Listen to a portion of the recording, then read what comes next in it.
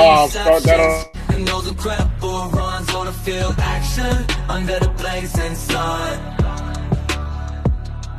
We bring you latest, don't miss a beat. Coverage so intense, our passion you can't defeat. Jbk Zone, where the NFL comes alive. Every game, every team, we help you thrive.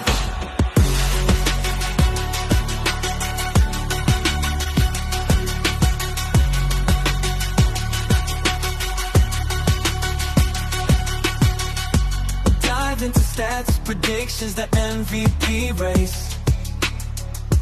Highlight reels, game plans, all showcase with grace. The thrill of the game, the roar of the crowd, from the first whistle to the final touchdown loud. Expert analysis, insights you can trust. Jbk Zone, team where I'm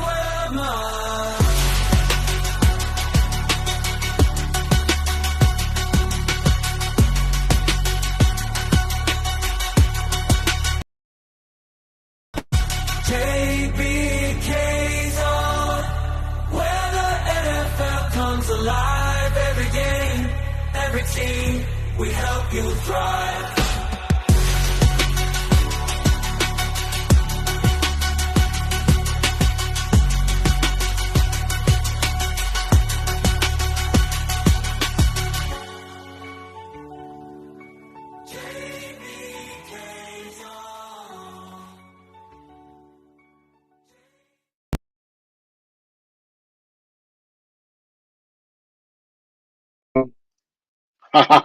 Go fuck your teams. Fuck all your teams. Good morning. Good morning. How everybody doing today? I'm your host, the Big Dog, founder and creator of Jbk Zone Coverage Season 2, Episode 26. We're going to keep rotating on from last year. We're going to keep moving on to Episode 26. Man, y'all, I got to say, man, we got some great 2 games that are covered up last 2 days. So there's a lot of things we're going to be talking about. We also got special guests in the house as well. We're going to get into that a little bit later, man. But welcome to the show, man. We got a lot to talk about, a lot to discuss. And I think I'm gonna like this episode better than you did last week, man. So come on in, tap the screen, share up a live, engage with us as you always do. And we'll keep rolling on with the show. So without further ado, we're gonna bring our guest up in here today. We're gonna be shut up in here. We got Kevin. We got Matt Yenser, Robbie, and our special guest, the Detroit Lions fan, D. Brandon. What's going on, y'all? What up, though? What up, though? I live chat. For some reason, I'm not sure. We're not connected to the group page. I seen that. Not sure what that was about. But we gotta keep the show rolling. Everybody doing good, man? Yes, sir. Can't complain, man. Ready to kick this season off officially tomorrow night. All right, so as I said, we got several topics to talk about. We got both games we're gonna be talking about. We got trivia this week, so we got that back. We got Jag of the week. We got final thoughts. We got so much more, man. So real quick before we get into that, as always, man, we want y'all to connect with us in the most possible way. So the only easiest way to do that is scan our QR code right there on my right to your left. Scan that QR code. It can take you to every last one of our platforms, from TikTok, Instagram, the group page itself. So we're growing, man, but we can't grow without you guys. So make sure y'all remember to scan that QR code and be a part of the team, man. Join today. Why not? I know nothing better to do with your life, I'm sure of it. But and that, man, be sure you're doing good, man. You good? Hell yeah. Just ready for you the good, man? fire. What's up? Everybody good? Everybody about ready to go? Come on, wake the hell up, everybody. Damn. Yeah, everybody.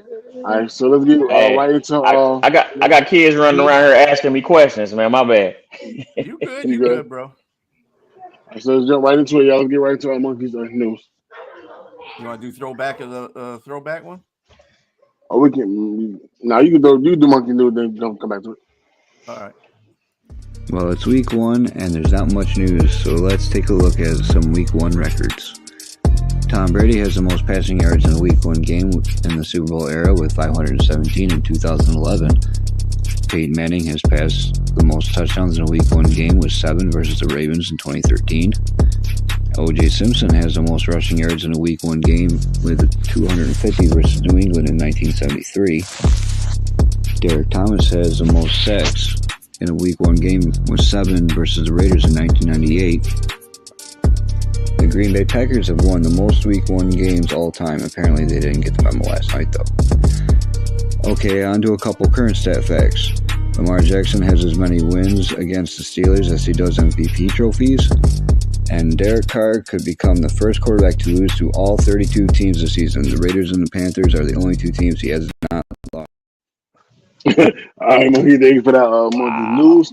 That's crazy. That Lamar Jackson thing is kind of funny to me. It doesn't bring more joy to my heart watching them lose. We'll get into that a little bit later. Credit Andrew Filipponi for that. He's the one that brought that stat up. And that picture of Lamar is crazy. All right, y'all, let's get right into the flashback video of the week. Josh steps up, and he's going to get the first down. Oh, and there he goes. No one's going to get him. Incredible. Breaks it for the touchdown. 52 yards. Unbelievable. Josh Allen up with his legs and none bigger than this one right here. 52 yards, and he shows the extra burst. Unbelievable. Now this is your flashback video of the week. We got Josh Allen trying to do his own version of the Kenny Pickett fake slide into the end zone. 54 yards in the playoff game last. Oh, he was trying to stop change direction. Yeah. That's what you say. You going on, Ryan, man? How you doing, man? Speaking of Ryan, no, we'll get to a little bit later. So, before we get straight to these topics of the day, we got to talk about Thursday's game, and we're going to talk about Friday game. So, without further ado, let's get right to the Thursday game. Thursday Night Football kicked off the NFL season. It was a huge match against the Baltimore Ravens and the Kansas City Chiefs in the 27-20 Chiefs way, man. A lot of controversy, but there's always controversy in the Week 1 game. So, don't be surprised by any of these things. But before we're going to get into that, before we start getting deep diving into it, I want to say, first and foremost, this was a great game, man. Nonetheless, man, it was a lot of competitiveness, back and forth, questionable stuff, mistakes, things of that nature. But before we get on to that, I'm going to go ahead and start off with Brandon, this is your special guest. What were your thoughts on Thursday night game? Started sloppy. Like, it was kind of sloppy. They got into it a little more as the game went on, but yeah, I think overall it was a very competitive and entertaining game, to say the least. We always talk about football being a game of inches, but Isaiah Likely would say it's a game of centimeters, because he was 2 centimeters from tying it, or almost tying that thing up. What I thought was interesting, I don't know if everybody else peeped this, had the touchdown stood, the Harbaugh was going for 2. He was going to win that thing. He wasn't trying to go to overtime, which I was kind of pissed about, because I got, I had a fantasy player playing and I wanted to get them stats, but he was trying to win it. He's getting his Dan Campbell on, I see. Be sure. Yeah, it was a pretty good game going forth. I mean, basically though, Baltimore just did what they did in the AFC Championship. Why the hell do you have Henry on the bench? I'm not understanding that whole system of why that offensive coordinator did. That's just dumb. That's the reason why Baltimore lost. They did the same exact thing they did against the AFC in the AFC Conference Championship last. I'm not getting it. But I'll tell you what, Kansas City looked pretty sharp on offense. Their defense, but their offense is pretty good though. Yeah, once the linemen for both teams start getting lined up properly. Difference is it came down to the last play. Like, doesn't matter. All right, Robbie. And I'm not sure that was the opener. I just watched a replay of the AFC Championship game. Just like B. Shrilla said, why did you sign Derrick Henry if you weren't going to actually pound the ball with him? That's my take on it. They have Lamar Jackson out there trying to be Peyton Manning, and he's not Peyton Manning. All right, Monkey. Lamar is the RB1 of the Baltimore Ravens. It's not going to change. Yep. Derrick Henry. Used to it. Derrick Henry. Look, season, so you got to give him some kind of, you got to take it with a grain of salt. But Henry, he said Henry wasn't effective. He had 13 carries for 46 yards. How you going to be That's effective? because he had one. He broke one big one to get him a lot of his chunk yards, but the rest of the man, if you go look outside of that one big one, he was getting like 2 yards a carry, bro. They was keying on him. The defensive strategy was to stop Derrick Henry. And that's why Lamar was so effective with pulling the ball from him when he was doing those read options. All right, so that may be true. However, if you don't keep, you got to keep running a guy that you just got out for free. I mean, you got to keep getting paid running that guy. Derrick Henry's a big boy. Oh yeah, he'll run people over. You just got to be effective with it. And Lamar proves that most of the time you can't win with just his legs. He's gotta either be effective passer, or he's got to have a running game with him. Everybody said that Derrick Henry was going to be a difference maker on this offense, but dude, they've had all kinds of good running backs, and it doesn't work if you're not using them. OC got outcoached. As simple as that. Their OC got outcoached by Kansas City's DC. Spagnuolo Addy. All right, so do you want 6 seconds? We're not gonna get to that. Got nothing to do with this conversation. But we'll get into that. We'll hold that question in a minute because let me get my take, and then we'll kind of have a conversation. All right, y'all. So I was at work when I first this game was on, so I didn't get a chance to watch it. I didn't get to. So I just looked at the stat line. I looked at the stat line. So when I looked at the stat line, I was like, "Yo, I let that tell my story," because like I said, I didn't see the game yet. I seen he went for over 122. I was like, "Oh, here we go again." But it took me to finally watch the game to realize it was the way it was. I gotta say this: if it wasn't for Lamar Jackson being so athletic, this game would have went bad real fast. His ability to escape the pocket, that offensive line was so terrible the entire game. The moment he snapped the ball, the red shirt was in his face.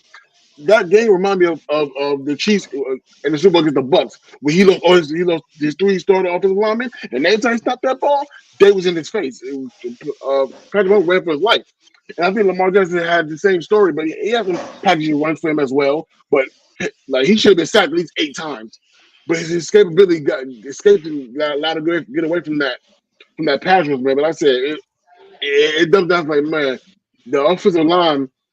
Got a tune-up, man. Now the Ravens get ready to see what Pittsburgh been dealing with when it comes to offensive line and not having it. They lost. I think 2 of them started to do the free agency, so they got 2 new ones trying to fill the void.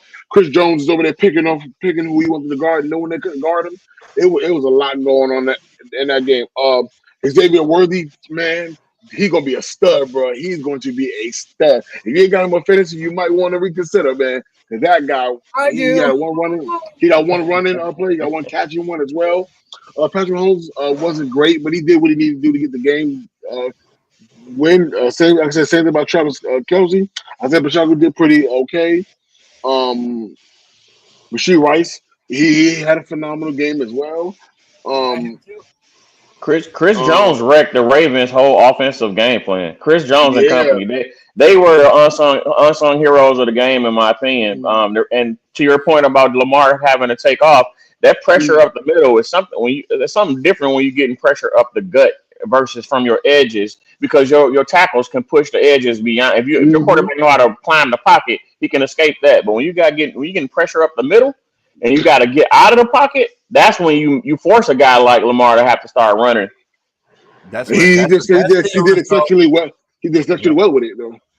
That's the result of the fact that you lost a lot of offensive line. That's right. That's what I was saying. And yes, I understand, Ryan. It's the first game of the season. It's not overreaction. It's observation. That's something that you have to understand. No, I think he's saying the overreaction though is whoever called Lamar running back. We got to put some respect. Let's do it a 2-time MVP, man. He's definitely more than a running back playing that quarterback position. He's just dynamic. He's the new age Randall Cunningham. He's what Randall Cunningham was in the early 90s. He's what Mike Vick was in the early 2000s. And the difference is he's actually can be better with his arm when he actually has the time to do something with it. Yeah, but he had time before. He still was kind of doing that. So I don't know about that too much. But I get where you're coming from in that one. But like I said, his capability to help this game not be as bad as it should have been. When I looked at this game, I was like, yo, what if no disrespect to Detroit quarterback Jared Goff was back there. He can't escape like that. And he'd be sacked so many times. Baker Mayfield. I look at Ben sacked. Like Stafford sacked. Lamar Jackson saved this team from being blown out. Like for real, like they should have been. If this had been any other quarterback, this would have been bad. Like I said, that's that pocket. And then the legal formation, like what, 3 of them in the first couple of minutes of the game itself. Isaiah Likely is another guy that's a baller, man. Hey, Mark Andrews, bro, you don't play right, you might get traded, bro. Because after they found their guy, I think they found their guy, man. And if it was for that tiptoe, John, like Brandon said, John was ready to go for 2. He had 2 up. He was ready. I'm not going overtime. I'm not doing it. So, you know what I'm saying? But it was a good game, man. It was a really, really good. Like I said, a lot of questionable calls, favoritism calls. But come on, the Chiefs are at home. You know they're gonna get them calls.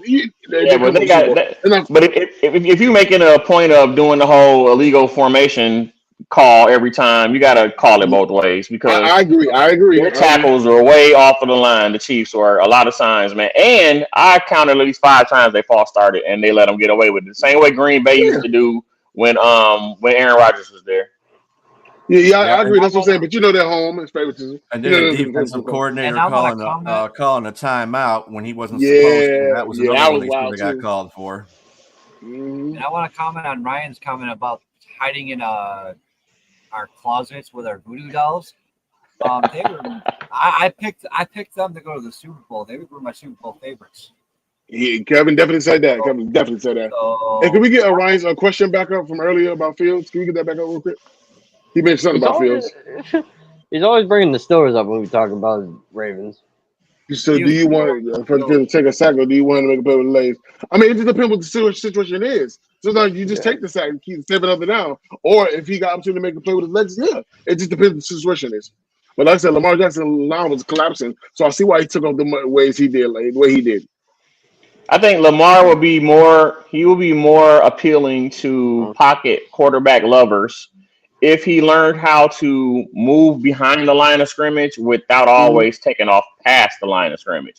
So it's the same way that Mahomes moves. Mahomes scrambles to throw. He don't scramble to run all the time. He scrambles to get in better throwing position. Same thing Aaron Rodgers did in his prime. He scrambled to get in better throwing position. Russell Wilson, when he was in Seattle, that's how he did it as well. When Lamar starts doing that more consistently, he's gonna be a way more dangerous player than he is now. Hey, but we got to address the elephant in the room, man. Y'all don't want to say cry about this toe tap thing. Nobody want to talk about Lamar Jackson missing Zay Flowers with the game. Not game time. I'm saying game time. He was right there. You missed him. It wouldn't have been that if you'd have found your man. Your man was right there. You nowhere near it. It was nowhere close. Nowhere close. Let's hold him accountable for that. Like I blame him for being put in that situation. Now. Isaiah Likely played an amazing game, man. Like I said, that toe tap inches away for tying that game, potentially tying the game. But like I said, John was trying to go for 2. So we don't know what would have happened, but I got to hold Lamar Jackson for that one. I got to, man. Yeah, before anybody makes a comment about it, no, Lamar Jackson could have made that excuse. Oh, I was trying to throw to somebody else. But dude, that guy was covered. He was covered by 3 goddamn Kansas City guys. You know what I'm saying? So why would you be throwing at him? Zay Flowers was open enough Zay Flowers was open enough, but Lamar just missed him. Way clearly bad. And then Patrick Mahomes with the interception. I'm not sure what he saw in that throw when he threw it before Waycon picked it up. I'm not sure what he was looking at. That was bad. But it was a good game. Despite all of that, that was happening with Baltimore, it still was a close game. It still was a competitive game. Yeah. Despite everything that was going on. That's what made this game amazing. And I got to give Lamar his flowers for that. Like I said, if he wasn't athletic, if they had no escapability, man, this game, they probably would have got blown out. And to Brandon's point, now when he was talking about Lamar needs to throw or scramble to throw, that one play he made where he scrambled and he had that little touch pass to Likely when he got the touchdown, that's Lamar Jackson, what he has to do. He has to stop running at a point and look downfield and see if anybody, because if he's scrambling, that's the threat that you have to cover. And if you're not, if somebody doesn't cover that, receivers, they don't hold on to them receivers. Cornerbacks can only cover for so long. If you're out there scrambling, man, just look for somebody to throw to. That's why Patrick Mahomes is the league MVP, because he can do that kind of stuff. Lamar hasn't got to that field yet, and it's unsettling because, dude, you've been in the league for 6 years. You should be learning this stuff. You know what I'm saying? You should know this now.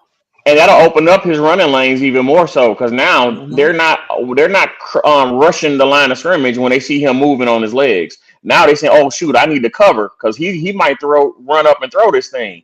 Right now, when they see him start running out of the pocket, they immediately converge on him, ready to put hits on him. The cheetah, that Hey, was I not got a one thing to say, pass. That man. was a good pass, man.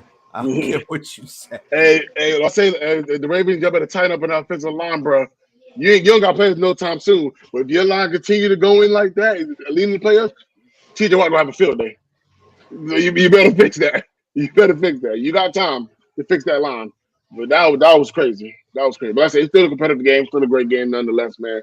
House up the both teams. The Ravens got nothing to be ashamed of on that pass, man. But like I said, at the same time, Lamar Johnson had the How game you throw time. that up for grabs? I don't understand how you think he threw that Which up pass? for grabs. Which What pass are you you talking watching about? I'm talking about the likely touchdown, the one he got. I'm not talking about the end. I'm talking about the one he got before that. Oh, well, before that was crazy. Yeah, when he threw that, when he would scramble to the outside and he lofted that was a perfect pass, dude. That was outstanding.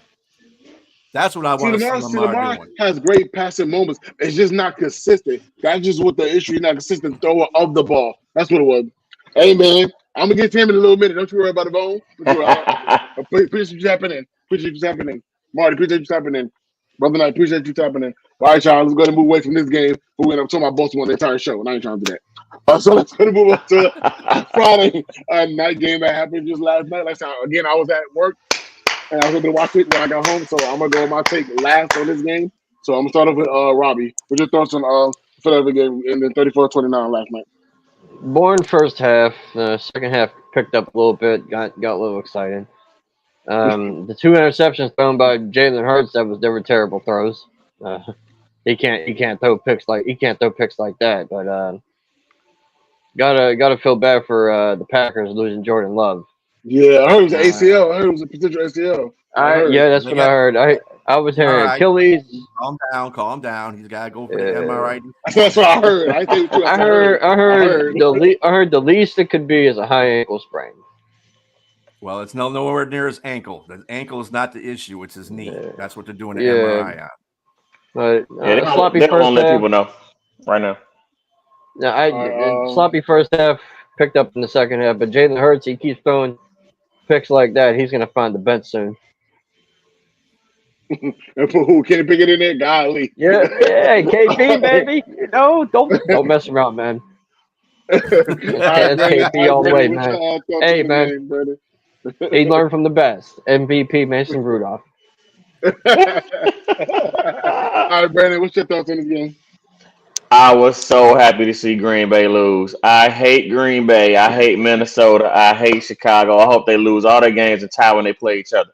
So to see I was an Eagles fan last night, and Brian, I don't root for nobody but the Lions. I was an Eagles fan last night. I was like on the edge of my seat. I don't know if y'all remember that one fat Eagles fan that screamed and cuss on his podcast all the time to cuss his team out. I was feeling like that guy last night for the Eagles. I was like, please beat these cats, man. And I didn't want to see Jordan Love go down either because I want to beat them full strength. I want revenge from Thanksgiving last year. I want to sweep them boys with their full complement of players. I want my team to dominate them. So as far as the game itself, I think that Josh Jacobs actually was, once he got it together and started understanding what they were doing out there, when they settled down, I should say, and the O-line settled down, he looked like prime Josh Jacobs, man. Like, he looked like he could be scary in that offense. Yeah, he looked scary in that offense. I think that Reed, if he quit dropping passes, yeah, bro, he gonna be a problem if he quit dropping. Yeah. They did run our play though. I saw they run our play that J-Mo scored a touchdown on in the San Francisco game last year. They ran that joint. Eagles, Saquon, perfect fit.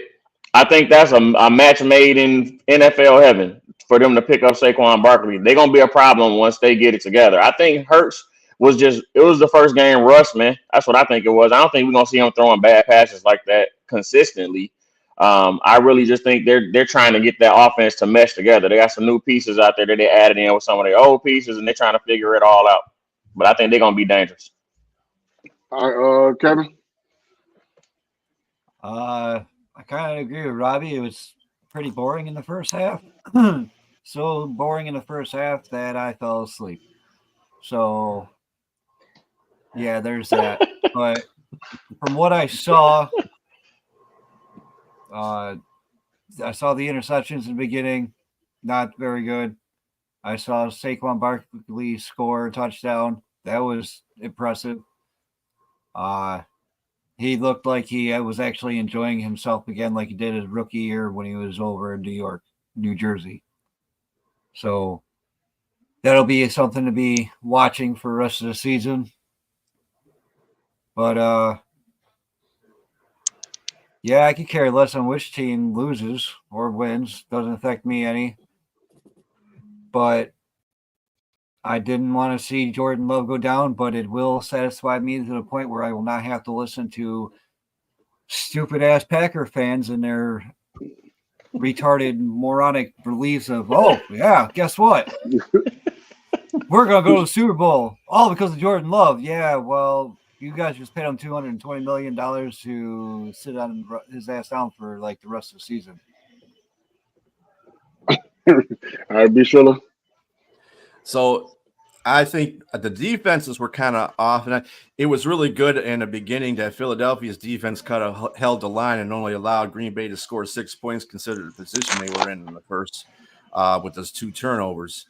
But all in all, for Philadelphia's defense, there was only 2 players that were really making plays on that team, and that was Zach Braun and Blankenship. Zach Braun had a last play of the game where he sacked, Malik. So that dude was balling. Yeah, right? He was their best player on defense. Dude, he put up 17 fantasy points on defense. That's crazy. Yep.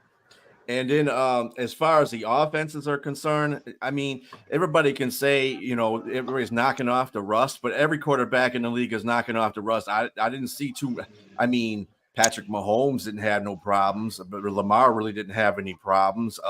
Jordan Love didn't have any problems. So I don't think it's about knocking off rust. I think this Hurts is not that good. I think this was the problem last year.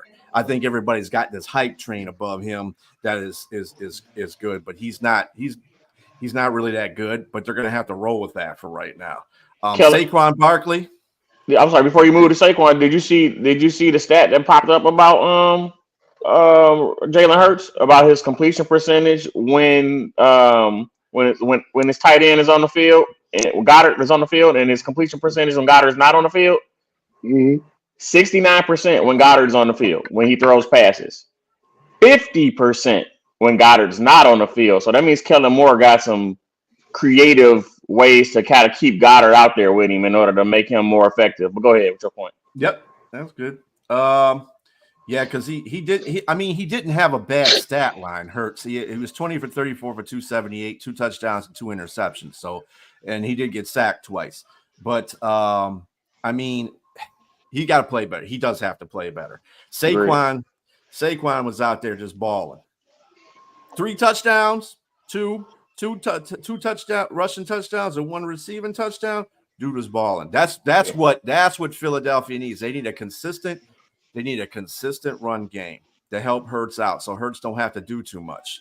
And that's all they got to do. As far as Green Bay is concerned, everything's based around what's going to happen with this MRI for Jordan Love, because if they got to start Malik Willis, that season is over with for Green Bay. Man, I'm sorry. They're gonna have a number 2 pick in the draft. You probably say no, number 1. No, the Patriots still exist. They're gonna have a number 2 pick in the draft. Yeah, that's right. All right, so for me, man. All right, so for me, I'm gonna get into all that. I'm talking about. You stay right there. All right, but for real quick, I gotta agree with Brendan off rip, man. If Reed learned to catch them balls, he could have had at least 200 yards at least last night. But Jordan, the Reed kid really was nice. He had 4 receptions for 183. He was balling. I hate the same thing like with everybody. Jordan Love hurt like that. Toward the end of the game, that's sad to see. It was kind of boring at the beginning. I ain't gonna lie. I felt like I was watching the preseason game. I ain't gonna lie. And then it started heating up for a little bit. Saquon Barkley, man, I got to give you credit, man. That's the Saquon Barkley you're going to get as long as he stay healthy. With the healthy, that's what he can do. He did it with the Giants when he won AP Offensive Player of the Year that year. I think it was like the second year of the Giants, or third, one of the two. I can't really remember. But you'll get that from him if he stays healthy, man. Like, it's all about health. So it was great, man. He gave a lot of people fantasy points. A lot of people that had him. He had over 30 plus. So how's it then? But I want to see more. Like I said, I've been really critical of him because I haven't seen nothing from him in a while. You know what I'm saying? The best ability is availability, and I ain't seen it in a while. You know, so this is the way to start. This is the way to start, man. This is the way. So I already was surprised at him. Jalen Hurts should have been picked up at least 4 or 5 times last night. He should have been. He escaped a lot of. He was underthrowing, overthrowing, man. He was missing coverages, not reading coverages correctly, man. The interceptions was godly. Like, my God, like, you're not seeing the double coverage. You're not seeing the coverage, the zone. You don't see nothing. Like, I feel like if Jalen Hurts keeps this up, he's going to be leading in interceptions. Last year, he threw for 15 interceptions. You're already at 2 already. So you on pace. If you don't get it together, man, you got to start reading the defense a lot better, man. You've been here far too long, man. You have the offensive weapons, the line to do what you need to do, the defense to back you up, man. The interception, you should have more than what you got on that foul line. You should at least have 4 or 5 at least. But it happens. But as long as that boy playing in Carolina the way he playing, Jordan, what's his name, not gonna lead the league in picks. He'll be up there, but he not gonna pass Bryce Young. He threw 15 last year. He threw 15. Just a couple of other notes on this game. Jalen Reed, that dude balled out. I'm trying to tell you, bro. You'd have had over 200 if he'd stopped dropping the ball like Brandon was talking about. He balled out. Regardless, he balled out. And Josh Jacobs kind of made a little impact in that game. He had 5.3 yards per carry, so he started off slow. There was one point where he had 6 carries for 4 yards. It's like, damn, dog. He ain't doing nothing. He was 8 carries for 14 yards at one point. So that second half, man, it all clicked. Yeah, Lane Johnson wasn't the one that gave up that sack for that. It wasn't. It wasn't. But the thing was, they ran over the guard. He was on Lane Johnson's side when it happened. I think what happened was Lane Johnson thought they was all sides, so he didn't do nothing. So he realized it was still a good play. Dude's already passing already. That's why he gave it up. Ryan, I hope one day you can spell my name right. Ryan, hold up for that for a long time. Ryan, one day I'm hoping you can spell my name right. he does that. He does that on purpose. You know that. He asked Sari. He asked that stupid bitch Sari. He does that. Speech to text. Yeah, then watch out for the boy Ken Jernigan because he done cost two fumbles in that game, boy. I done told you think because he was handpicked by Kelsey, he's gonna be a major star. No, he didn't play very well yesterday. That center did not play very well. You got a long way to go. It's a big deal when you lose your star center, bro. I know at best when we lost Marcus Kowski, we went down. And if you watch Ken Jernigan, he did not play well yesterday. No, he did.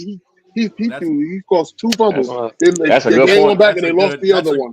That's a good dead ass. That's one. And I tried to tell Richard and Bone that. I tell you, that tush push. He's handpicked, but no, he did not play well on that.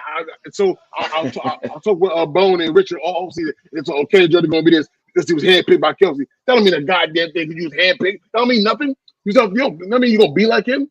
Like, come on, man. No, he made some mistakes. Which time I'm hoping he get better, but still, he's not gonna be what you think. You're not gonna just clear it up like that. So was not effective as what that been. He fumbled, snapped 2 times, and he got beat a couple of times. I watched it. I can send a video to you. I was watching the ball.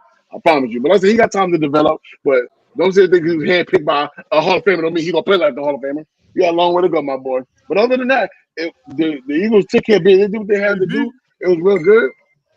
I'm sad for let's say Jordan Love, man, and I pray that he get back as soon as possible because Malik Willis is on the outside looking in.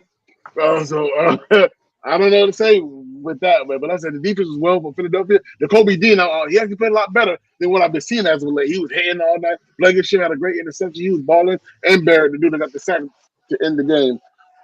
Yeah, look like Chauncey Gardner-Johnson still trying to get his Eagles legs back under him because he was out of sync. That's another guy.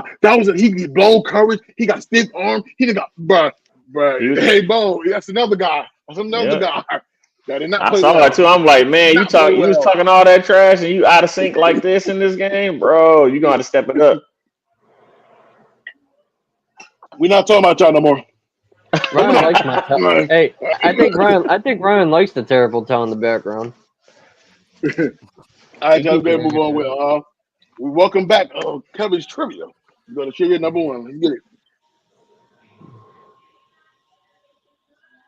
Who is the only quarterback not to throw a pick six? Ever? Mr. Trubisky. Mr. Oh, Trubisky. Mr. Trubisky. Yeah. Was it Mr. Trubisky? Yeah. Robbie got it. Mhm. Like in history, in league history? Yeah. Ever. Yeah. Yeah. Yeah, it's probably because he was too busy getting up off the ground. Right. He never got the opportunity to throw it. Stop That's a good thing on asking him. Ryan, stop Bro, asking yes, it Siri. was his fault. Hey, don't worry about it. We ain't gonna argue with you, Def. I'll see the video. It definitely was his fault. He was the only one back there. He was like pick up on that guy. He didn't. He was confused. He got burnt. Call it what it was. I'll send it to you later though. Yeah, and if they watch, they showed the replay. He was out of. Yes. He was supposed to be deeper in coverage in that zone they were in. The safety and the safety wasn't supposed to have to run over there the way that he tried to get over there. But Gardner Johnson, it was his fault. He was out of position. He was the only one back there. He knew it. He was playing the same way he played when he was playing with us when we played the San Francisco game. Out of position most of the time, couldn't tackle worth a damn. I'm through with him anyway. Go stay Yeah, that definitely was on him. They even showed the replay. It was definitely on him. Hey! I come up with the trivia questions.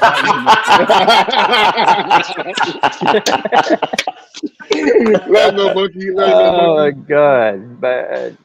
Brian is killing me. Brian is killing me, bro.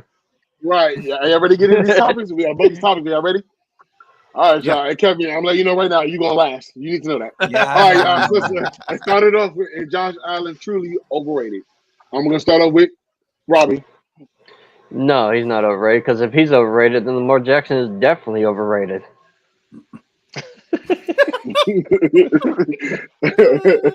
All right, be sure to. No, if you go by their playoff stats, Josh Allen's 5-5 in the postseason. Lamar Jackson's 2-4. All right, be sure to. Well, I don't think he's overrated. I think a team around him has to be a little stronger. That's what it is. Josh Allen's playing hero ball, and he doesn't have enough pieces around him, and he's using his athleticism to make plays happen. And that's the reason for his turnovers a lot of times, because he's playing a hero ball. And that's kind of sad, because Buffalo needs to do a better job of putting weapons around him. Now, James Cook, we'll see this year if he maturates better as a running back. They do have to contend with the receivers that they have right now. I hope that they get production out their rookie. But other than that, yeah, he's like one of the top 3 quarterbacks in the league. I'm sorry. He's just that good. So. All right, Brandon. Yeah, I got to agree with B. Strilla. I think Josh Allen is definitely top 5 in the league at the quarterback position. So he's not overrated. I think for the past few years, the Bills as a team have been overrated. I think that I say that because having Diggs there and how dynamic Diggs can make an offense, because he's just that kind of player, made everybody think that them as an offense was better than they were. Josh Allen, like you said, has been playing hero ball. It's the equivalent of when Stafford was in Detroit. He putting up all these stats and lead them to the playoffs for first round exits when they were going, and they weren't really making any noise because the team around them wasn't good enough. Defense around them wasn't good enough to support what the offense was doing. There's no way you could score 27 points a game and not make the playoffs. That happened to us one year, which is nuts. So I think that if Josh Allen had a better receiving core, better tight end, and better running backs, hopefully, like you said, James Cook can show us that he can redo what he did last year and take it a step further, because Devin Singletary, where he at now? Who he starting for? That's been the running back they had. And who they going to win with that team? Who are they going to beat, I'm saying, with that team? I don't think he's overrated at all. I think he's top 5. I agree with that right there. But I think why this is a conversation is because he put up these great stats. He's one of the best when it comes to throwing the ball and touchdown ratio. But I think it's the master of the shortcomings, especially when it comes to postseason, not getting over that hunch. Every single time they get to that position, they fail. I think that's why. They put up these elite numbers. They win the division. They do this and that. Then when they get to the big time games, they feel like he don't show up as he should. Other than that game against the Chiefs, where that just wasn't his fault. He get the ball back. But outside of that, he keep coming up short. And I think that's why the question was they want to be over. But I don't think he's over at all. I think he's one of the best in the game. So it's very easy for me. He's not, but I think it's because of his shortcomings when it comes to the postseason, when it matters the most. He's not really showing up. He's not winning these games that they feel like he should have won. He'll win a wild card game, and then when he goes to the division or FC Championship, he's coming up short. Whether it's his fault or everybody's fault. But like I said, when you lose those games, quarterback's going to get the blame regardless. They're going to catch some of that blame, and he's the best player on that team, so he's going to catch that. So I think that's the reason why they brought it up. So I wanted to bring it up to the panel and see what y'all thought about it. But I don't think he's over it at all. I think he's top 5. Before you move to shortcomings, you're talking about that's the element of that hero ball aspect. I mean, you can account for 40 touchdowns, but if you got 20 turnovers, you kind of really you cutting your own legs off. With the interception is a big thing too. That's another reason why I think they brought discussion to like because of the interception, the shortcomings in the postseason like that. But let's say I don't think he's over it at all. He's definitely top 5 in this league. All right, last but not least, go ahead to the monkey. Let him have it. Floor's yours. Oh, I'll start with the fucking interceptions for one. He has 78 career interceptions in his first 6 seasons. Guess who else has 78 career interceptions in their first 6 seasons? Tom Brady. Guess who has more? Drew Brees with 82. Brett Favre with 93. John Elway with 96. Dan Marino with 103. Peyton Manning had 110 in his first 6 seasons. So, fuck all that nonsense. In Allen's last 5 years, in total touchdowns, he's ranked first with 202. Total yards, he's ranked second with 23,609. Regular season wins second with 58. Playoff wins tied second with 5. His last 5 years, the percentage of the team's offensive touchdowns: first in 2023, first in 2022, fourth in 2021, third in 2020, and first in 2019. NFL records: most rushing touchdowns by a quarterback in the first 50 starts shared with Cam Newton. Most rushing touchdowns by a quarterback in a single season, 15, tied with Jalen Hurts last year. Highest passer rating in a single postseason, 149. That was in 2022. First player in NFL history to record 40 or more total touchdowns in 4 straight seasons. I could keep going, and I really, really, really, really could keep going, but I'm going to stop there. And so we can move on. So this ain't going to take up another 10, 15 minutes. I'll spare you all. What I want you to do is address some of these things. Like Smoking Jeremy said that Brian, do you agree with this statement? I think Brian Daboll definitely had an effect on how he definitely improved from prior to him being there till when he was. I definitely think it sucks that Brian Daboll left and went to New Jersey. And I have said that hopefully, he gets fired and he can come back. That'd be great. But yeah, that probably didn't help any. Yeah.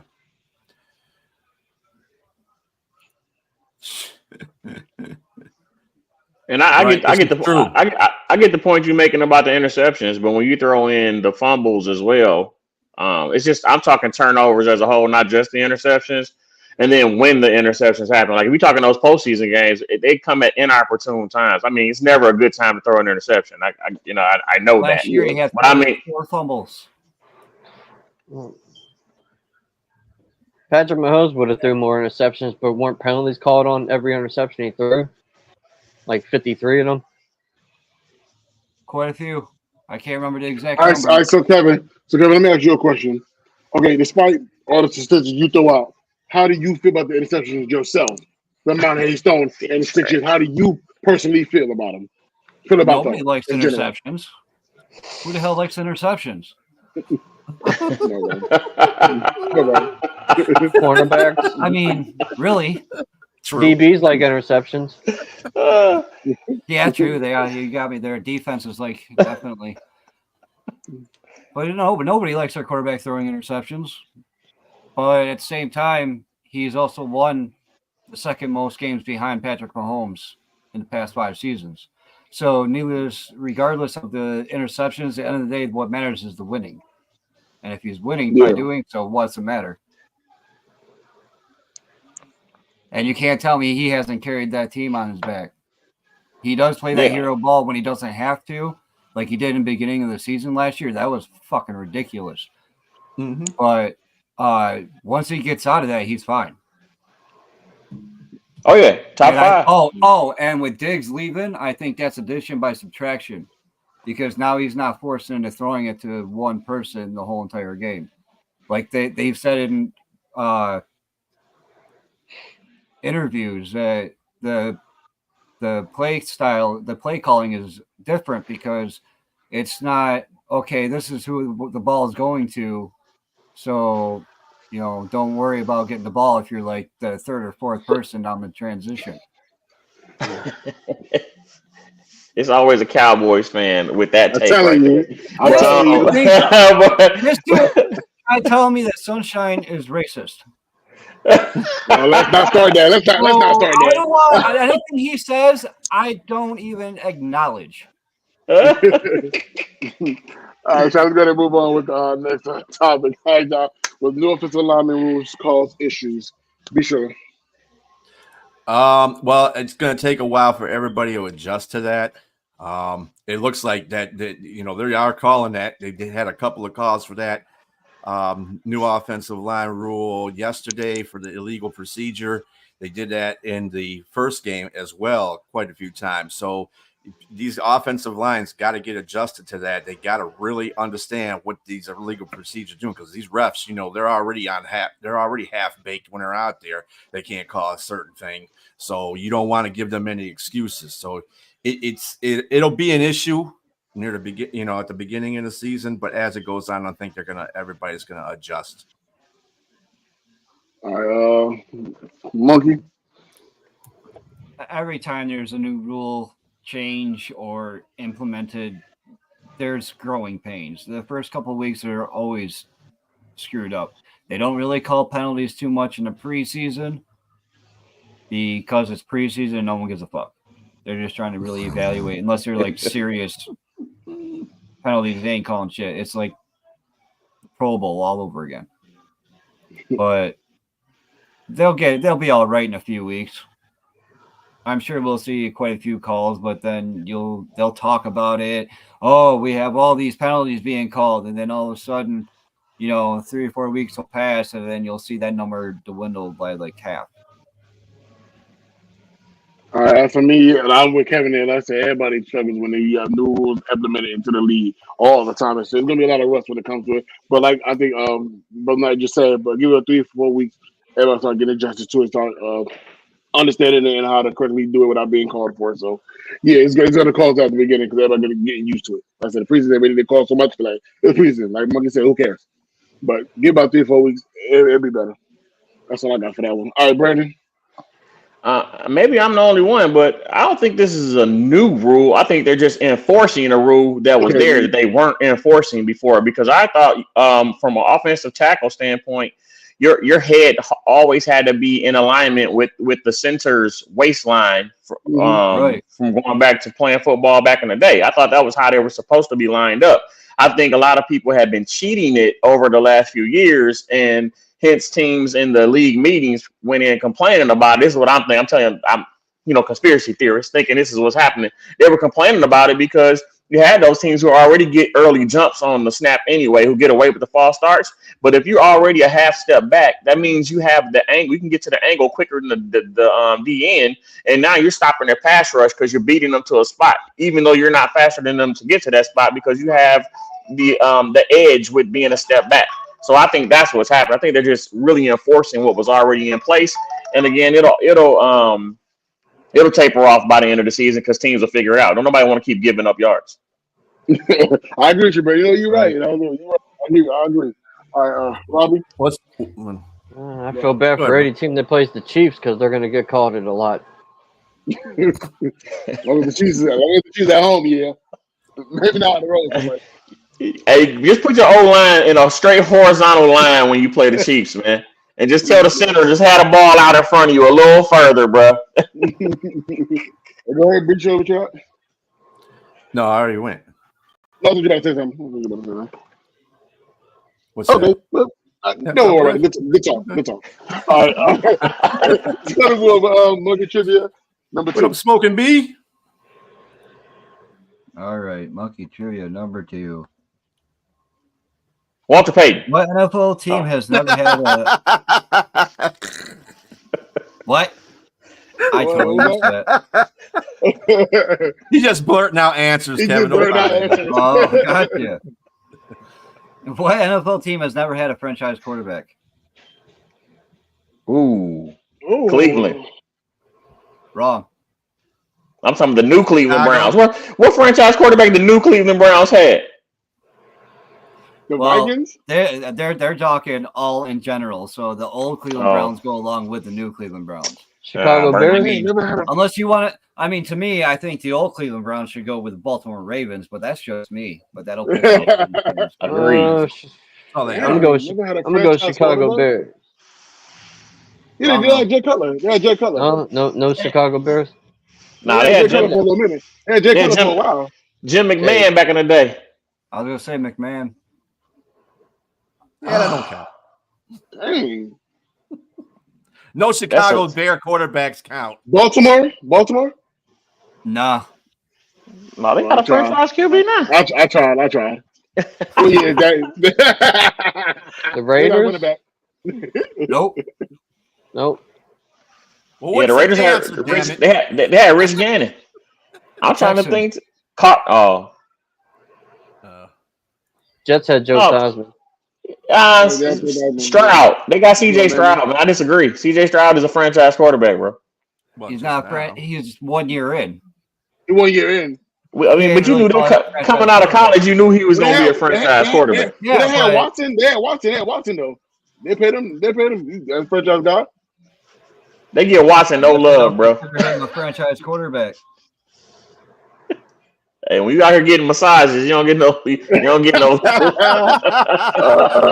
They don't recognize him for Houston apparently. The Bucks. Tom Brady.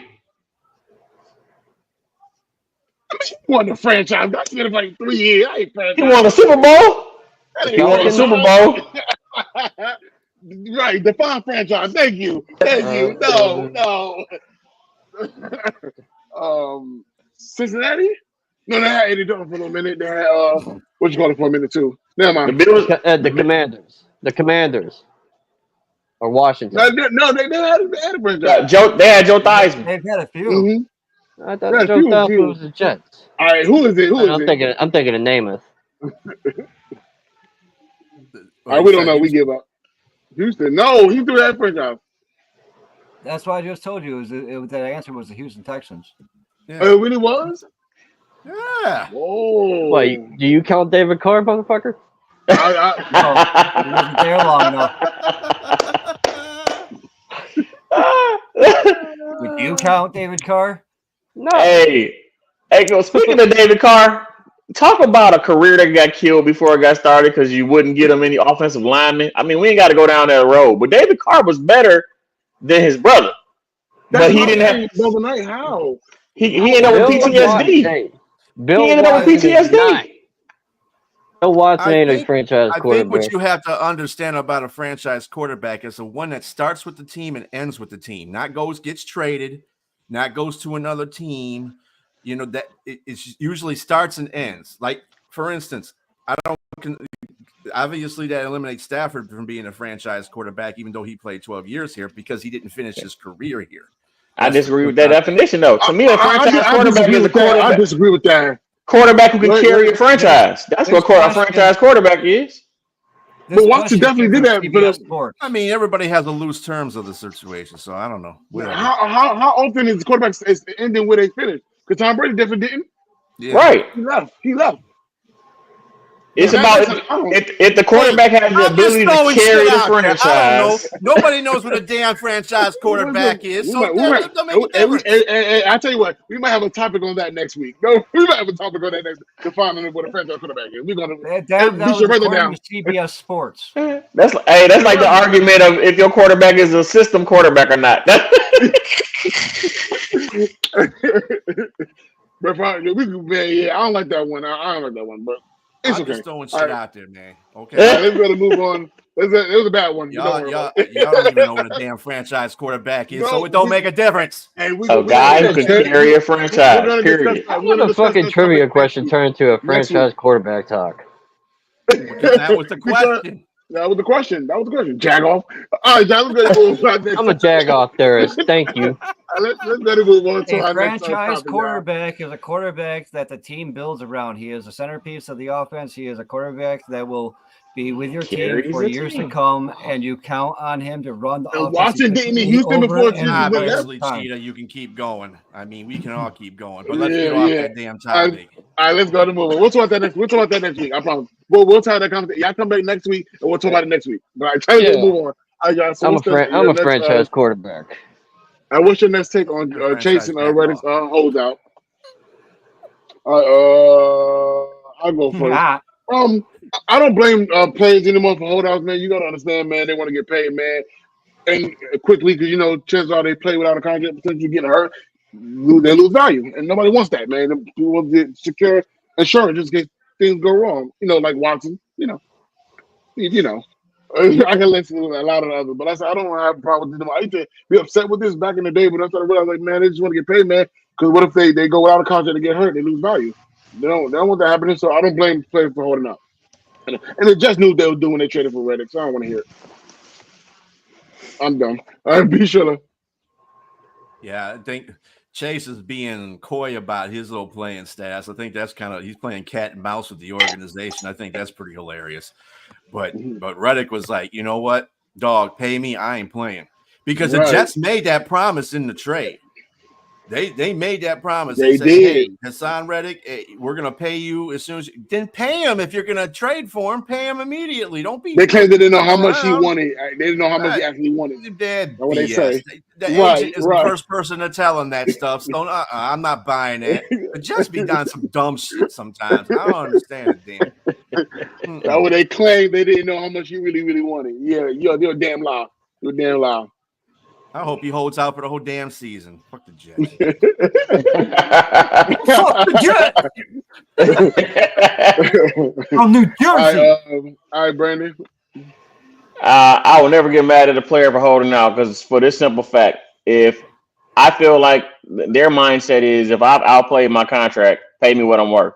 Because as soon as I underplay the contract you paid me, you're going to cut me. You're going to force me to restructure. You're going to do something to take money from me. So now that and to your point earlier about injuries, the next play could be my last. And as soon as you give me an injury that's going to follow me for the rest of my career, I'm downgraded in every team's eyes, and no one's going to want to pay me what I'm worth at that point. So I'll never be mad at the player for holding up. Always on the player side when it comes to that. All right, Robbie. Jamar Chase got 2 years left on his contract. He's a year too early. Try next year. And Reddick, he has a case. The Jets should have paid him by now. All right, Monkey. Chase is being a bitch. He needs to wait till next year, like everybody else. And I find the Reddick situation fucking hilarious because the Jets traded for him knowing he's on his contract year and wants a big fat contract. And the Jersey Jets said, yeah, we got you. And he gets there and realizes, wow, this is a dumpster fire of a fucking locker room. And I don't want to be here. And they won't give me my money. So trade me, bitch. Send him to Detroit. There you go. Carolina. We'll pay him. Don't send him to that way. Like an episode of the Jersey Shore, but NFL style. Send that. No, you gotta make a statement. Send him to Carolina. Send him here, baby. Don't send him here. Send him here. Don't insult the man on top of it. Hey, all right, I'm gonna move on with our next topic. All right, y'all. Caleb Williams lead the Bears to the postseason. I'll go first. On paper, they do got a great chance of doing so. But like I said, just on paper, we really don't obviously know. This is a funny ass picture. That's wild. but it kind of looks like Kyler Murray there. Yeah, I'm about to say that or Justin Fields. No, like a taller Kyler Murray. I think they definitely have a chance to on paper. Like we haven't seen them play yet, but they look good on paper. So you're just gonna have to see. It's too early to say. So I don't know. Hey, take that down for be a sure. second there, Robbie. That tag. Why is he wearing gloves? You don't want nobody to see his pink fingernails? He likes Kenny Pickett. Yeah, these No, he's young covering dudes. up his pink fingernail. That's what he's doing. These And young kinda I dudes. don't like even man. think this is. I don't even think this is his body. I think somebody just put his head there. Like, And to tell you the truth, man, when I look at this picture, he looks like he wants to play some Call of Duty. Y'all Looks done like he changed just the needs the whole. Xbox controller and the BO6 all and play right, be some Call sure. of Let's Duty. go. All right, be sure. Let's go. What you got? I mean, there's too much hype around this kid in the first place. I mean, I'm not saying that he can't do good. He's got the pieces around him to do well. His offensive line needs to be a little bit better. But other than that, I mean, you can't really say anything until he plays his first game. I just think that Chicago Bear fans are just immensely think that he's going to be the Super Bowl MVP automatically, which is freaking retarded if you ask me. Sorry, it's retarded. You ain't even first of all, why don't you play a season with the guy before you start making accolades to your team? Because right now you got to get past Green Bay and Detroit in that division. Sorry. And Green Bay's had your number for even with Justin Fields for the last 3 or 4 years. So, get a life. Go somewhere with that. I don't want to hear that. So let Caleb do what he got to do. If he proves to be a good quarterback, then okay, everybody can retract statements. But if he isn't, I'm gonna be dogging Chicago for the whole season. All right, Monkey. With the Packers and Jordan Love situation, I mean, I can see him maybe getting a playoff spot if it wasn't for Love going down. I highly doubt it. I don't think his pink fingernails really have to do with him throwing a ball, but nonetheless, still kind of funny. It's still funny. They're He was probably fabulous. paid to Don't make put fun the of them. gloves on so it didn't show the fingernail polish. Because, well, we know how Chicago is. And, I mean, he has the potential, man. You can't deny it. He has the it factor. He has the swag and all that. But does he have it at the NFL level? And that's what we will find out this year. I agree. Robbie. It depends on him if the Bears he got the weapons around him, the pieces. It depends on him if they're gonna make the postseason. As long as he don't turn the ball over a lot and plays more like a veteran than a rookie, I think they could make it. Not win the division though. All right, Brandon. Okay. If the whole thing with Love never happened, I could see a scenario where there are 3 teams make the playoffs out of the North. I can see it because the South is only getting 1 team in the playoffs in the NFC. The South is that bad. So they could have at that point. So yeah, there's an argument for it, but at the same time, this is one thing people are forgetting. Even with him being new to the Chicago Bears, there are a lot of their skill players that are new to the Chicago Bears. They got a new running back in Swift. They got a new wide receiver in Keenan Allen. They got to get all of these pieces, and they got new offensive line pieces that they brought in, and their offensive line still isn't good. It's still a bottom half of the middle of the pack bad offensive line. That being said, all these things got to be able to mesh together and be able to play on one accord, and that takes time in NFL. I don't think one off season. I mean, I'll be surprised. I'll be the first one to eat my words if they do come out and kill it. But I think it's going to take some time for them to gel before they can even say definitively that they're going to be a contender. Oh, I never said they were going to be a contender, but making it to the playoffs is a possibility as a wild card team. That I guess NFC. I ain't saying Super Bowl contender. I mean, like, contender to even make the playoffs. That's what I'm talking about. I got you. Well, it all depends on his arm. Yeah, but it'll be on him. Like Like the I team said, built. he's got the potential, and they got the players. But like you said, it's going to take some time to gel. And regular season moves a lot faster than preseason. The game moves way faster. Really, it's not just his arm that's the question. It's the pieces around him, too. Just like Brandon said, if they can gel around him. I mean, you remember, they got a rookie receiver, too. So I mean, all that's got to come together. And they're Well, going to make some DJ was mistakes. Communication errors are going to happen just because of the fact he's a rookie, especially throwing to the other rookie. I mean, who knows? Maybe they got the best rapport out of him with anybody else. But you got vets like I said, Keenan Allen, one of the top, to me, one of the best route runners I've ever seen in the NFL. He knows how things should go. He's going to want things a certain kind of way, and can Caleb Williams always deliver it the way he needs it? Same thing with DJ Moore. Have you guys seen Keenan Allen though? That dude looks like he's a tight end. Buffet. Right, he's a tight end now. He's not a wide receiver. He's no fucking. No. Yeah, he might be He's a tight pregnant end now. You know, Hey. might be pregnant.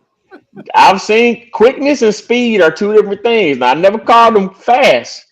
All you need is quickness to run good, pristine routes, man. You quick. You got some extra. Yeah, but you gotta pounds. make sure your stomach moves the same time the rest of your body does. I used to move quick too, but shit, when I got my weight on me, I'm a little bit slower, buddy. Hey, before I injure my Achilles, I will go play basketball and surprise people that this old chubby fat dude could shake somebody. I still was crossing dudes over because I was quick. I just wasn't fast. They catch back up and get back in front of me eventually, but I could cross them and get past them for a second. And I don't know what you got to understand too. If it's not the weight that you're used to, you know what I'm saying, that can hinder you a little bit too. Those are just added things that might slow them down a little bit. That's all I'm saying. I'm shocked Keenan Allen don't have balance issue with that big ass head of his. Hey, Dante, you keep talking about how these teams gonna suck, man. You ever looked at your team yet? Hey, all I'm gonna say, man, if Caleb Williams, like for real, I'm not even paying attention to that, dude. I'm just putting his comments. He got the best analysis, man. It's always they suck. That's it. That's the analysis. All right, John. We're gonna go into monkey trivia number 3. Oh man. What 4 quarterbacks have defeated all 32 NFL teams? Tom Brady, Peyton Manning, Rodgers, and Brett Favre. Joe Montana. Rodgers, no. Favre, yes. So you got Brady, Manning, and Favre. And Montana. Nope. John Elway. Nope. He only played for one team. Oh yeah. It was an NFC quarterback, originally drafted by an AFC franchise. So was it Steve Young? Drew Brees. Okay, I got that. I'll take it. I got that. Joe Montana didn't beat every team? I thought he did. Like after going over to the Chiefs. No, I don't think he even played the Chiefs. Played the Niners. And my team in a better position than yours. I'll tell you that when we made moves in OC, I ain't do nothing. What am I looking for when I look at my nothing? What am I looking? What are you looking for? All right, try to go right into Jago for the week, man. You know what we're doing, man. We gotta call somebody to be in Jago. Unfortunately, this week I don't have one this week, so lucky for you guys, I got one. All right, so who has one this week? I got one. Oh, be sure. All right, be sure. And I got one.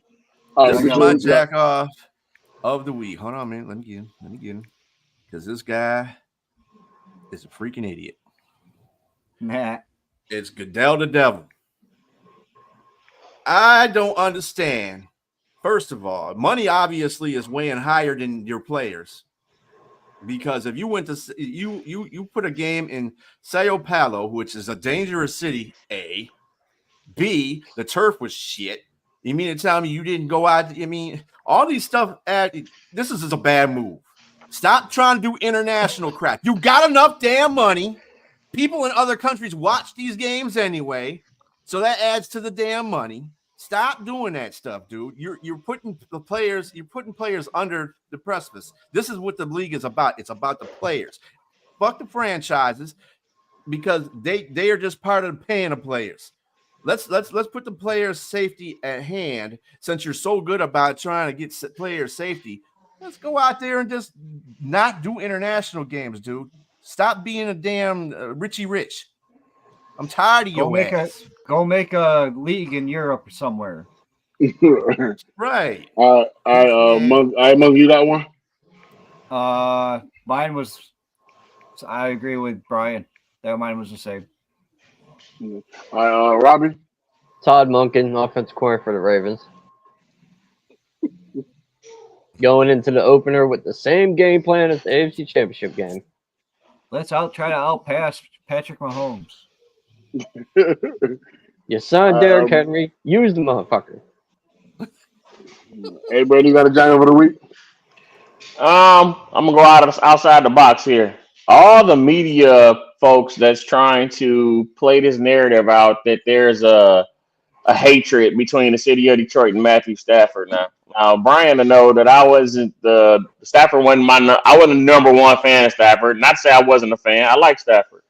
But they're trying to play this thing out to try to make it seem like because we're playing them again and because everybody was chanting for Jared Goff when we played them in the playoffs, that now the city of Detroit hates Stafford and Stafford hates the city. People don't understand that Stafford and his wife still have ties in the city. They do a whole lot in the community. He put $1 million of his own money up for kids to be able to play baseball in a certain area. They do a lot here. So that narrative they're trying to play to hype the game up. Okay, yeah, that's all fine and dandy, but I wish they would stop with the whole, he hates Detroit now because they were cheering for Jared Goff. It's all stupid. It's football. That dude's going to get his flowers when it's time to get his flowers. Any team that comes in here that don't have a lion logo on them, we're going to not root for him. That's just how it is. You know what I'm saying? And when it's all said and done, he's going to be in our Ring of Honor. He's going to be in the Lions Hall of Fame. He's going to be in the NFL Hall of Fame. And Detroit's going to love him. And I guarantee you him and his wife will probably move back here because she recently posted something saying how she didn't understand how much she was going to be missing the city of Detroit. Since they've been gone, it's been hard for her to adjust. Oh, that's a good one, though, for sure. Yeah, For sure. I need to change mine. There it is. You didn't make any moves because you are good. Who's your running back, motherfucker? Me. 2 E's. No, Dalvin Cook, actually. But anyway, it doesn't make a difference. They're both kind of slow. They're both slow. It don't make a difference. All right, y'all, moving on. All right, John. Do the Giants move on from Daniel Jones if he has another bad season? Man, they should move on from him now. He should be going last year. He should be going last year. I'm not sure what's going on. Last year, they never should have signed a goddamn contract. That's another one. Now, one good year, and now look at it now. Like, we also got to understand they can't really do that because that cap space, that dead money, they don't want to take that hit. I think that's what it is. But yeah, they definitely should move on. I think should have been did it. We all agree. He should have one good season. He shouldn't have got paid like that. But that's just the Giants doing Giants things. Like let's say Carl Barkley walk. That's the Giants Walmart special fucking Tony Romo right there. Yeah. I think so. It's too easy. Yeah. I don't think he'll finish the season either because if he's gonna suck, there's no reason not to play someone else and say, hey, let's see what they can do. Oh yeah, Drew Lock start. They suck too. Who cares? Drew Lock gonna play before the season is up. Season's week 6. Drew Lock. All right, be sure. He does have to do bad this season because they have put more pieces around him so he can succeed. So I mean, the offensive line's gotten a little stronger. It's still iffy, but it's gotten a little stronger. I like that kid. I like that kid. I mean, they still got Darius Slayton. Come on now. I mean, and they still have a pretty good tight end. But letting Barkley go, man. But letting Barkley go, well, that's just a Giants organization in general. There's a bunch of dumbasses too. I mean, they have Devin Singletary. He's not bad, but he's not great either. No, he's not. He's not on the same level as Saquon Barkley. Let's put it that way. Yeah, he's a backup. He's a backup. Yeah. So I mean, if he does fail and fall on his face, I have a Giants fan that that comes on another podcast show, and he always says, "I hope they go 0-17 so he can get another quarterback." I'm like, damn, dude, really? He sound like Mike Valente. Mike Valente hate the Giants organization right now. Shoot, Mike Valente, the only non-Lions fan on the station up here, that's stomping saying the Lions gonna win the Super Bowl. I ain't bold enough to. And that's a surprise for Valente. It is because Valente don't like the Lions either. Nope. You're probably right, brother. Down hate. All right, Robbie. Should they move on? Yes. Can they move on? No, because 2025 he has a cap hit of $41.6 million, and then 2026. Are you ready for this? He has a cap hit of $58.6 million. They can still move on. They can Hey. trade him and have another team absorb that contract. So when the Broncos moved on from Russell Wilson, didn't they owe him like $40 million? Yeah, all them, they pay him like 48 mil. So if they're going to move I on from agree with him, that, Cheetah. their best bet will be after this season if he has a bad year. Hey, they better send somebody to his hotel room to create a scandal so they can get out of that contract. All right, Brandon, your thoughts? No, he gone. Week 6, Drew Lock. Oh, if they had to put Drew Lock in I there, don't it's know, over. man. Drew Lock? Yeah. I thought they drafted the quarterback. They didn't draft the quarterback? Hey. Unless they put Adrian Martinez in there, that's the only chance. Oh, that's for the Jets. I'm sorry. My Hey, bad. if The other things don't- New Jersey team. Lock is the things don't backup. work out, they got Nathan Peterman in free agency. Oh, Lord. They trying to lose All right, 17 games. Right. All right. So Big Shiller was just talking about this topic not too long ago in our previous one. Let's get right into it. Are international games necessary in the NFL? Be sure. No, it's not. I've abhorred that. I don't understand why they got to try to make everything. I mean, London is the only place that I see them, having international games at, and maybe a couple. That's cute, but no, let's not make this a thing. This is American football. There's a reason why it's called American football, because it don't belong in Europe. Europe's got their soccer. They don't give a fuck about American football like they do about their soccer. Let me tell you that. So keep it in America. If you want to go play an international game or expand the league, go to Canada. Yeah, Canada I has agree with Toronto. that. I mean, the NBA does it. So why the fuck can't we do that? I understand the whole situation. I know money is but you got enough money. You got enough money to make 3 or 4 freaking football leagues in Europe if you want. So, or if you want, you can do it like this: have the NFL and then the EFL, a European Football League, and then when you get the champions from the European Football League and the champions from the NFL, then you can have a big World Bowl. There's a thought. All right, Brandon. I think it's okay. I just think they got to do it differently. I don't understand why right now the team, whenever they send a team overseas to play, they don't should. I think the next week should be their bye week automatically. Like every time it happens, you should only go over there if your next week is bye week. To me, it puts them at a competitive disadvantage when they have to come back, even if they're giving them playing on a long week. Let's say you played your game over there on a Thursday night game and you don't play again until the following Sunday. I get okay, all right, but jet lag takes longer than a couple days to get your legs back under you, to get the clock going back right for yourself. So that's what I think. If they're gonna keep doing it, it needs to be like in the European area, so like Germany and in the UK. And that's only because NFL Europe was successful for a while over there. So they do have actual American football fans in the UK. And that's the only reason it can work to me from a financial standpoint. But I think you got to think about the players and get them the bye week following them when you make them go over there. All right, for me, I think necessary because it is.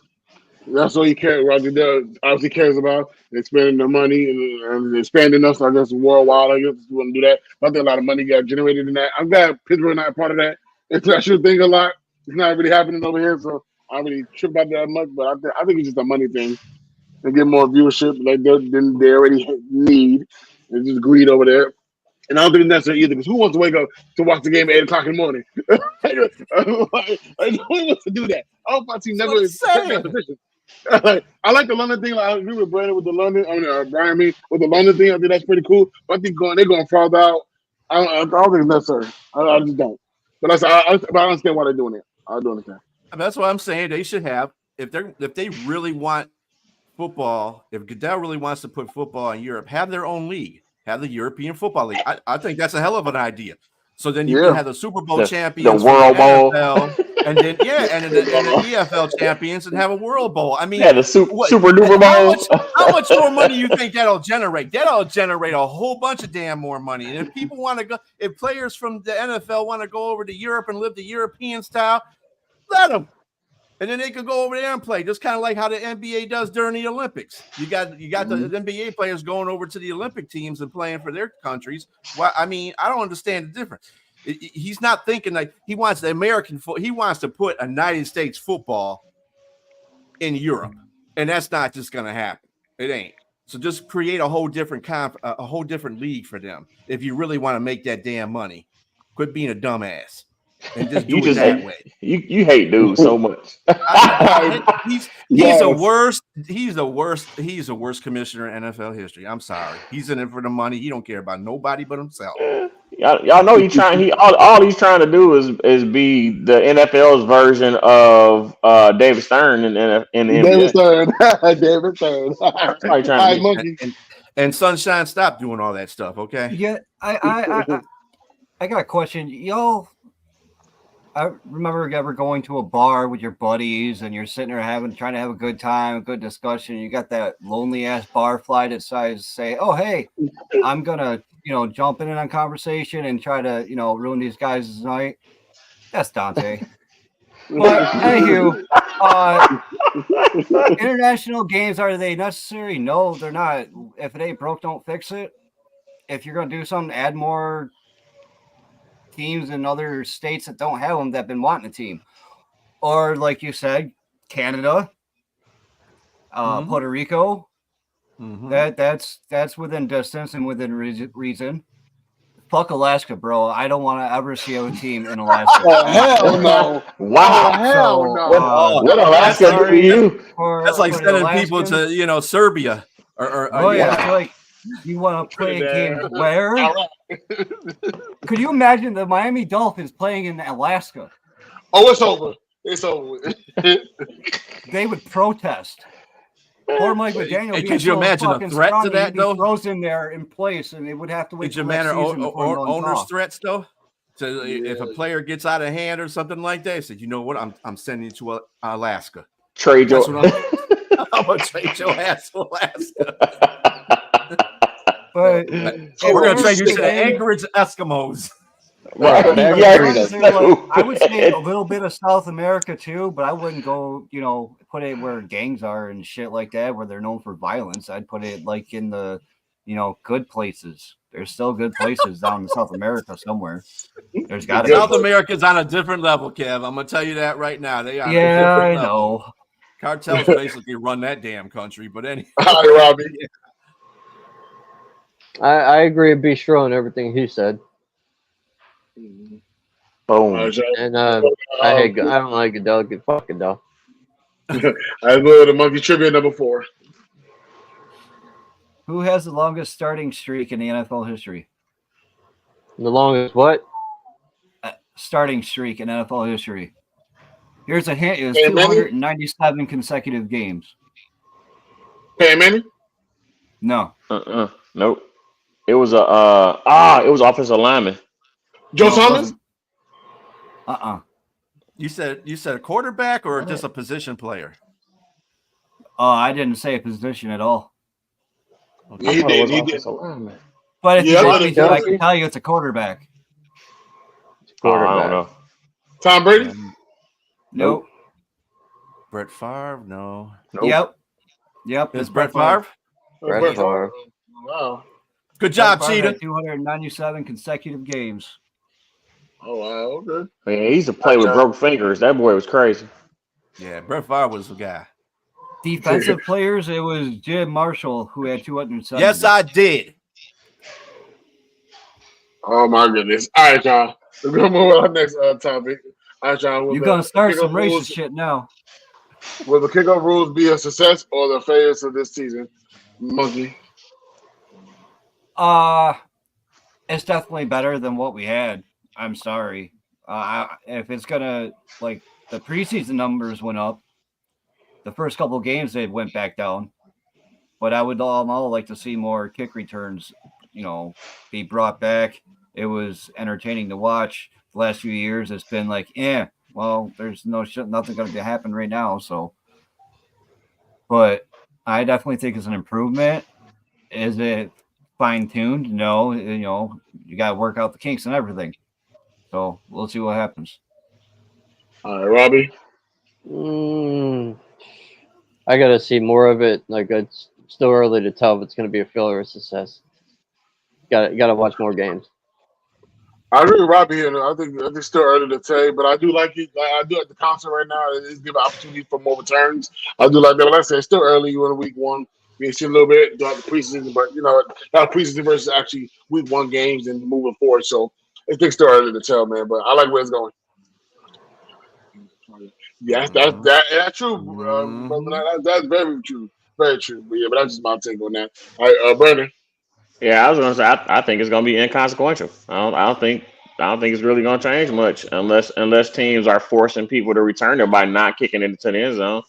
Um, so I mean, I think you have the potential for more excitement, but you had that anyway with players like Cordell Patterson who didn't care about catching it 9 yards deep and taking it out No, previously. So no. if you don't got guys with that mindset back there returning, it's never going to get back like it was when it used to be exciting in the 90s.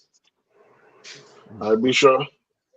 Yeah, I agree with Brandon. In fact, during the preseason, it started off where teams were taking the pass to 40 and stuff like that. But as the preseason came to an end, that came to an end too.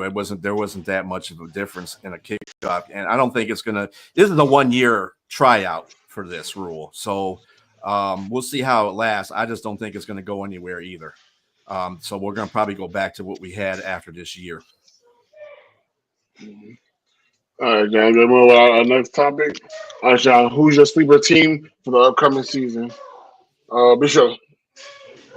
I'm gonna go out on a limb and say San Diego. San Diego. Yeah. They definitely sleep. They're sleep. Yeah, Brian. San Diego is sleeping right now. 6 feet under.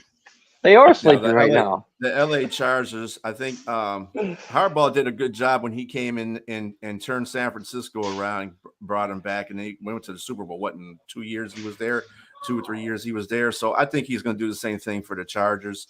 This is going to probably be working out as a tryout period for him as far as coaching, because they do have Justin Herbert's not a slouch of a quarterback. They do have a better offensive line. They got decent running backs, so we'll see what he can do. But I think he's going to make an impact in the AFC West. I'm not saying they're going to win the AFC West. It ain't going to happen that way. Kansas City is still the dog in that division. So, but I think they're going to be 2 at least in that division. I agree with you as well with the Chargers. I think Jim Harbaugh getting there, man, see what he can do. Trying to make him a balanced team. Bring Greg Roman in for the coordinator. Beat the offensive line, getting a couple of running backs and a couple of players there to help out Justin Herbert, which I think is not a slouch either. I think he just lacks confidence when it matters the most. But other than that, I think with Jim coming in there, I think it'll help out this team. And if that's not a team, I think Atlanta Falcons is another team I think we need to pay attention to, man. They really made some off-season moves big time, man. But like I say, it's on paper. We'll just have to see. We'll find out when they play us. So I'll leave it at that. Robbie? I'm going with Falcons. With all the moves they made, on paper, the roster looks good. Definitely Atlanta for me. All right, Monkey. Well, shit. The way everyone keeps talking about the Bills, I could throw the Bills in there. Don't be a homer. Well, let's see. I wasn't going to, but I still think Philadelphia is not done imploding. I think Dallas is just fucking garbage, and they're in limbo right now. But I'd have to go Washington just for shits and giggles. You watch, they win the division. Fuck all the rest of them NFC teams, East teams. All right, we'll go to Monkey Trivia number 5, the last one of the day. What NFL team holds the record for most losses over history? Lions. Cardinals. No. Cardinals. Yeah. Cardinals. They've been around the longest. 803. They've been around the longest. Okay. Yeah. Yeah, they were Chicago first. Yeah, they were the Chicago Cardinals, the St. Louis Cardinals. Then they went to, Arizona. Okay. Oh man, I was trying to stay with another rank bird conversation. But okay. Everybody's first answer will be the Browns. That question pops up. Everybody picks the Browns first. Cleveland. Cleveland. I always go to the Lions. Or Lions. Yep, every time, bro. But just to go back to the last topic, because Big Dog skipped your boy over here. Oh, my bad. I think you know I don't root for no other teams but my team. That's probably why you skipped me. But if I'm forced to pick somebody, Monkey stole mine, and I was gonna go with Washington because I'm hearing a lot of rumbling about how good they're looking already. You know, my point of gelling still goes for them, but people talking about they actually look good, and Jaden Daniels look real comfortable in running the first team offense. I mean, again, training camp and preseason is a totally different monster than regular season, but if they trusting them to be a leader and already looking to him as a leader, that goes a long way with getting that chemistry going. I mean, look at the Texans last year and how they trusted CJ Stroud and how he showed up and performed for them. So if Jaden Daniels can come out and ball, Washington gonna be tough in the East. Sure. My bad, Skippy. I do that from time to time. Just let me know if I do it. All right, let's move on. Last topic of the day. Oh, man. Another rapper conversation. Okay. Which I mean, as fast as possible, you guys. All right. Is Derrick Henry enough to push the Ravens to a Super Bowl contention? Let's go with Brandon. They were already Super Bowl contenders. I think he just another coal on the fire to keep them as Super Bowl contenders. I think to me the best teams in the AFC are still the Chiefs No fucking way. and the Ravens. To me, they still the top two teams in the AFC in my opinion. No offense to all the other AFC teams. It's some other good teams out there, but those two teams, like from the defensive side of the ball to the offensive side of the ball to the coaching staffs, I mean, when you look at them on paper, they're clearly the best two teams. And adding him, if they use them properly, as we said in this first game, they're going to be super dangerous. And Lamar is going to be even more dangerous if they use Derrick Henry appropriately. All right, Robbie. If they use him, he make a good impact. But if they keep playing like the AFC Championship game, then hell no. All right, Monkey. They got to use the man. 13 carries ain't going to cut it. It's just not. Why are you trying to still play outside your, identity? You're a smash mouth, run it down your throat until you fucking choke on it, and then throw some touchdown passes in there just to confuse you a little bit and so we can get, average 5 yards per carry. So, like Brandon said, they were already contenders. They're my favorite to go to the Super Bowl. So I think that was just icing on the cake, and I just think they're a dangerous threat throughout the rest of the season, throughout the playoffs, if they can learn to win in the playoffs. All right, I just want to say Derrick Henry looks stupid in those colors. But I think I don't like it either. I don't know about stupid, but I don't like it. I agree with Brandon. I think they're already contenders without before they got him, and now it doesn't change for me. But I just don't think they're gonna get there. The offensive line is the issue. Is that you don't have to clean it up in a year. It takes a while. I know. I have to deal with that currently right now. So I'm telling you, I lost constantly 5 years ago. So I'm telling you, bro, that offensive line is gonna be hard for the running game. So without Lamar Jackson doing what he's doing, man, it's gonna be tough for Derrick Henry to get off like he will. I think there'll be some games where he can get a good game or not, but I don't think it's gonna be enough to be like, oh, he boasting them. Like, nah, I just don't think so, man. They got a lot of work with the offensive line. They lost two of their top linemen and doing free agency. You see what's happening. If that happens every single game, it's gonna be tough. That game's gonna be tough and close every single week. And I don't just think it's enough. So I mean, but I think the contenders anyway. But I just don't know if he makes them be more better than what they already are, especially with that line declining. So I'll leave it at that. Shirley. Yeah, I think what happens here is, and this is a good point that Cheetah brought up too. It really doesn't make a difference, although Derrick Henry is an upgrade in running back for them, slightly upgrade running back for them. But they really have to play within a game plan. Lamar does have to maturate a little bit. I can't say why I'm saying this after 6 years, but to Brandon's point that he made earlier about Lamar, he needs to not just run so often. He needs to make set up a pass for with his running abilities, and then when they do that, they will open the run. Again, another point that Brandon made. So you got to look at it like this: Derrick Henry will run a motherfucker over quicker than 300 carries. He could take it. Just stick his hand out there and say, "Get off me." I've seen it happen so many times. And they'll be great once they get all this stuff going. So they just got to just play within themselves, and then offensive coordinator's got to stop being an idiot and use what they got. To get what they want. No, just playing. Because when Baltimore wins, when Baltimore does their best, Baltimore's built as a running team and a defensive team. Their defense plays off what the running game does a lot of times. So if you're up there and you have a 12-minute damn drive and you score a touchdown, the defense can be out there wreaking havoc against the opponent. So it goes hand in hand.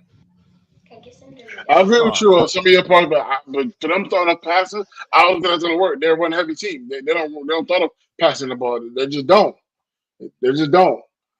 They run heavy. So to your point, the OC thing, he has to utilize him more. I want him to take the heat off Lamar having to do so much. But that's the last game he had no choice but to. That line was collapsing, and every time they snap the ball, so I don't know if they're gonna go to start passing like first. See, the only person that's putting the heat on Lamar is Lamar because I was gonna say Lamar is doing. Lamar he does too much at times. I think when it gets in the heat of the moment, he thinks I got to take it over. I got to take it over by myself rather than using his players. And to your point earlier, Big Dog, you got a guy running wide open, and you trying to force it to another guy because that's the sexy player or whatever. I don't know what his mindset was in the moment, but even in the game, in the moments where I said he should have scrambled out to throw, he takes off running because I'm so fast and I'm electric. I can make things happen with my own legs and put it on my back. You don't got to do that when you teach your guys how to scramble drill, and that's on coaching. The coaching got to get to set that. They got to set that up. And that comment down there by Cheetah is exact. Yeah, that's true. Spot on. That's true. I agree. 100%, man. I agree 100%. Is it true if you don't use it, you lose it? That kind of boss. You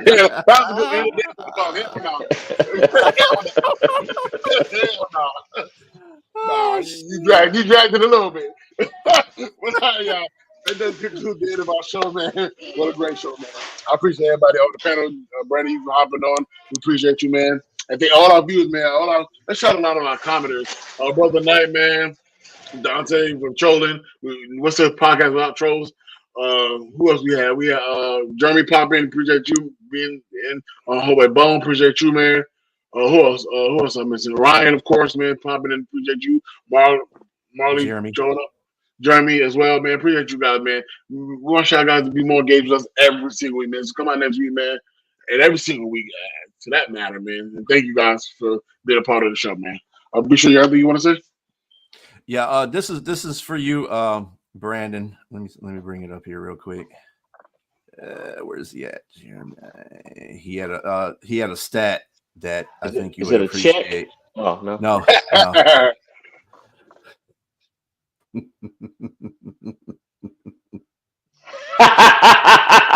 600. I love it. I love it. Let's go, Jeremy. Everybody's team. I hope much luck for everybody's team that's playing tomorrow. I hope your team wins. Nope. Except ours. I just want ours to win. Everybody else tie. Monkey, you have anything you want to say? That wasn't very nice, Brandon. Jag off. You're not a conspiracy theorist. You're a jag-off theorist. You're a jag-off theorist. I'm just excited there's football back. Real football. Yeah, and I am excited to see what this season has to bring. It's whether people are going to talk more shit or they're going to start going ghost. and a lot of them always go ghost. So Who is Pittsburgh playing tomorrow? Atlanta. Yeah, beat them, please. And who are the Bills playing? Arizona. Beat them too. So I'm glad y'all playing NFC teams. Put L's on all the NFC teams that's not named Lions. Appreciate that. If the Ravens win next week, you'll see their fans come back. All right, Robbie. What? Anything you want to say? Final thought. Brandon is a Jaguar theorist. Damn. I'm just messing with you, Brand. I'm just messing with you, Brand. You're cool. I promise I'm a good sport. I'm not easily offended. But you're a Jaguar theorist. Like some people in the comments, but anyway. For everybody, for you saying everybody should tie. Yeah. Yeah. I really just want all the NFC teams other than the Lions to have a terrible Sunday and a terrible Monday. AFC teams, do y'all thing. I don't care about y'all till the Super Bowl. I'm hoping we can get there finally. That's my thing. Let me see. Okay. Hey, Brady, since you was our special guest, we'll give you 30 seconds on the clock to give yourself a shout out. 1, 2, 3, go. Say that one more time. I missed it. 30 seconds. Yeah, 30 seconds. Give you a shout out. Oh, shout out to my boy B Striller, man, for bringing me on the show, first of all, and having me come in and always being my bro. Like bros for life, bro from another mo. You know how we do it. Coming through tomorrow for the first football party of the season. I'm going to throw some brats and stuff on the grill. I'm going to have some popping, some beers and all that. We're going to watch these Lions take care of these dang on Rams. Send them back to California crying with their horns broke. I say one thing. Thank everybody for being a part of the show, man. You guys was amazing, man. Until next week, like we here every single week at 1 o'clock every Saturday. Especially you tune in with us, man. Like I said, the easiest way to get connected with us is a QR code. So I'm putting it right here. Please scan that QR code and it take you right to every last one of our platforms. So make sure you check them out, man, and be a part of the team and join us today, man. So with that being said, we're gonna bring the final thought up. Let's go and go home. All right, y'all. Like I said, until next time, y'all. You are confined in only the walls that you build yourself. Which is kind of blurry a little bit. All right, guys. That's the final thought for you. That's the final thought for you guys. Until next time, I'm the big dog. That's Big Shula. That's Monkey. That's Matt Yunzer. That's the Jaguar theorist. Brandon, and we up out of here, man. Y'all have a good night. Yeah. We analyze the games, break it down in all the ways, talking touchdowns, interceptions, and those incredible runs on the field. Action under the blazing sun. We bring you latest. Don't listen.